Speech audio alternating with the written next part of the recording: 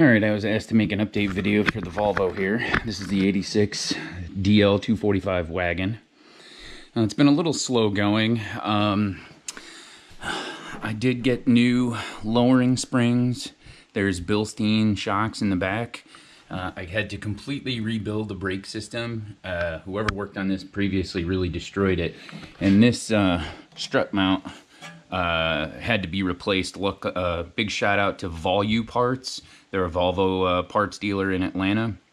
I was able to get a new strut tower with the spindle because I'll show you what the other spindle looked like. But all new bearings, all that good stuff, new brakes, new rotors, new pads, new brake lines. I gravity bled them earlier today. All new bushings, new tie rod ends, all that good stuff. So that's, this side is all done. The other side's done too, but I'll just show you this side. So I bled the master cylinder while it was in there. I had brake hoses coming out and going back in, and then I just bled it using the pedal. I find it's a little bit easier than using a screwdriver when it's on the bench. Got the new steel hollow tube that'll fit the allow the LS to get dropped in. I've got the new LS motor mounts in. I got these from STS Machining out in the Midwest, or maybe Oregon, maybe? I don't know. But STS Machining, big shout out. That's stsmachining.com.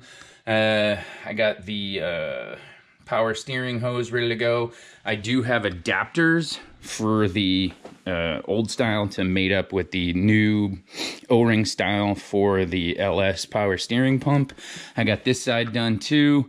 Again, got the lowering springs, Bilstein shocks, all that other good stuff. Got all this in there. And then the reason why I had to get a new strut tower, here's the old one.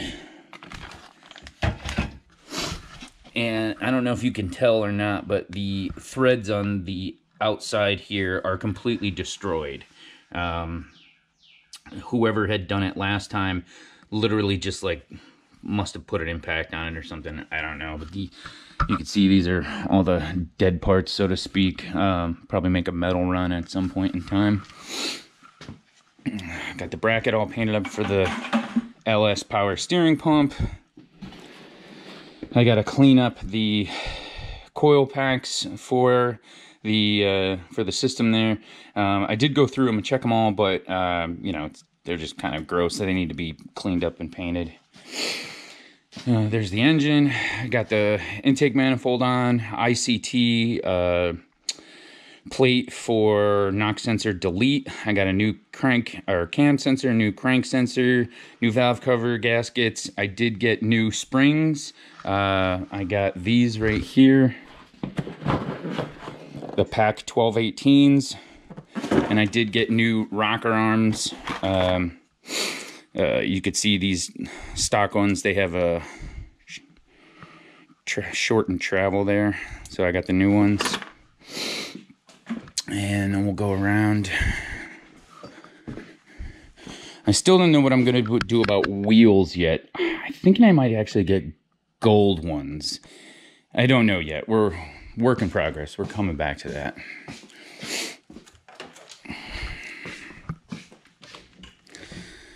I did take out the seats. I did drill brush the carpet. Just, I was bored one day. Did a little bit. Got some of the funk out of here. I will be going over this again and then wet washing it.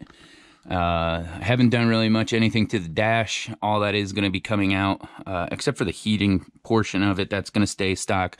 But I am taking all of the dash out to replace the heater core and the blower motor.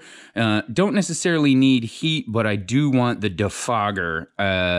That's really where you're going to need it, is, you know, mornings with the dew and everything. You want to be able to heat up the windshield with the defogger to go for that. And then I do have, I bought the kit I bought from STS Machining. Came with those beefy ass engine mounts, and then a stainless steel firewall adapter. because those usually rust out. And then the kit also came with motor mount plates and a transmission tunnel hump thing for the T56, and the what we're gonna put in there is the TKO. This is the engine mount. This little bolt right up to there, and then it's adjustable forward and backwards. So we still have a bunch to do before we can actually put the motor in. The reason why I'm working on the brakes first is I can't tell you how many times I've restored a car and you go to adjust the brakes after you've put the engine in, and then you can see all these brake lines that run along the frame rail there, and it's just a nightmare. I still have to put that boot on to that side of the steering rack. Other than that, we're in good shape.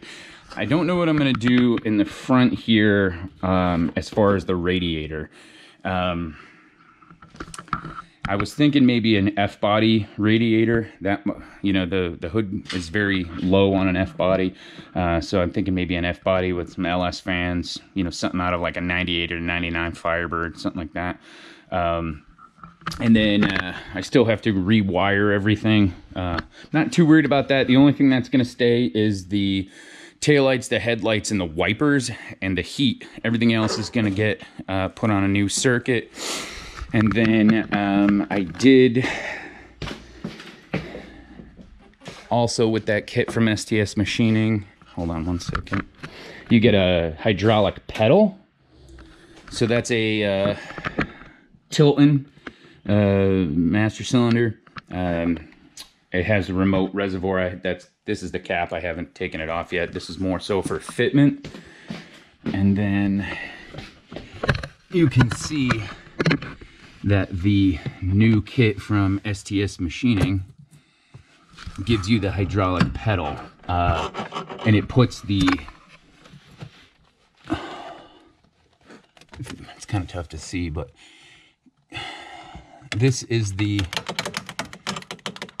threaded rod coming out of the Tilton master cylinder,